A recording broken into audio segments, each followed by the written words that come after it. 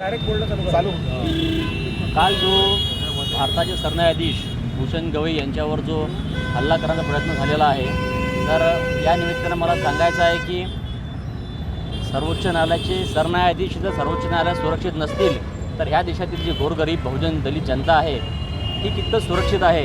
या म्हणजे संघ परिवाराने जो सत्ता राबवलेली आहे मोदी सरकारची या काळात हे कितपत सुरक्षित आहे याचा प्रश्न निर्माण होत आहे।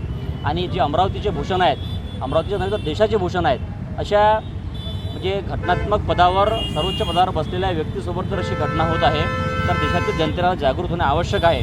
आणि जे 2014 पासून जे संघ परिवाराने भाजपने जे विष हे सगळं संपूर्ण देशात केलेलं आहे जातीयवादाचं, याचा हा परिपाक आहे असा आमचा या निमित्ताने ह्या सरकारवर या मनुवादी प्रवृत्तीवर आमचा आरोप आहे। आणि ही प्रवृत्ती या देशातील जनतेने जागृत होऊन लगेच ठेचून काढली पाहिजे, नाहीतर याचे परिणाम येणाऱ्या काळात अत्यंत वाईट होणार आहेत।